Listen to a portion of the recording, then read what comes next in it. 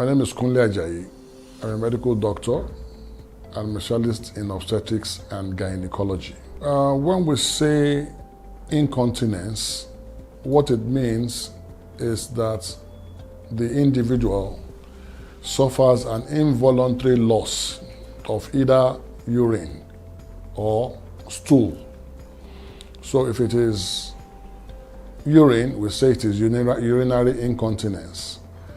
If it is stool, we say it is fecal incontinence.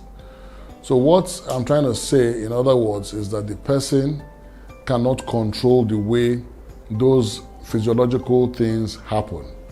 So you can imagine how embarrassing it would be for an adult to be moving up and down and then having to soil himself or herself, either with urine or with stool, because of that loss of control.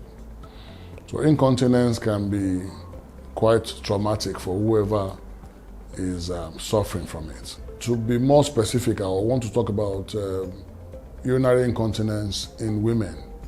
And there are different types, of incontinence. Without being too technical, the ones that are very, very common are the ones they call stress incontinence, and then there's the one they call overflow incontinence. There's also the one they call functional incontinence. So with stress incontinence, like the name implies, what it means is that anytime the woman exerts herself or does something forceful, there's an involuntary loss of urine. So if the woman coughs, for example, she might lose urine because of the pressure within the abdomen, putting pressure on the bladder, and then she releases urine. If she lifts heavy weights, she carries her baby, those kind of things can actually lead to some loss of urine, and then, we say the woman has stress incontinence. It could also occur in pregnancy, and a lot of pregnant women would actually complain that when they do little things, there's this involuntary loss of urine. Most of the time, when there's stress incontinence, what is usually prescribed pelvic exercises, just to see whether we could strengthen the pelvic muscles in order to prevent that from happening. Another one they call overflow incontinence, and that one occurs in people who have probably suffered some neurological damage, maybe from diabetes or from stroke and things like that. And what happens is that the bladder fills up. They won't even know that the bladder is full, and then all of a sudden they start leaking urine. So in those kind of people, what to do is to treat the underlying condition, and once that is done, the situation should correct itself.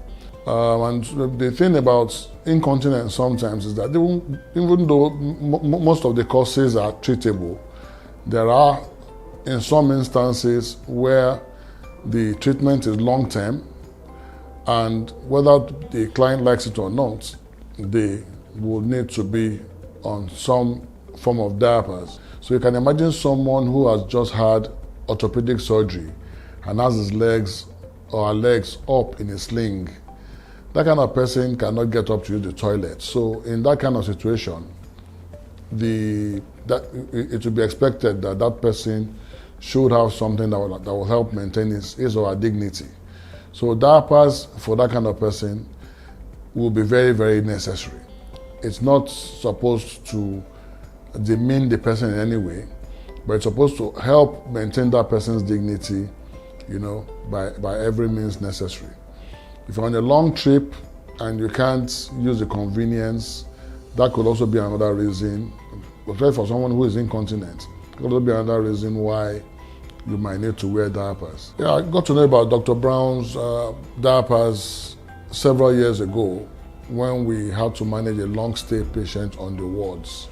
And I must say that it was an eye-opener for me, because I never expected such quality from an indigenous company.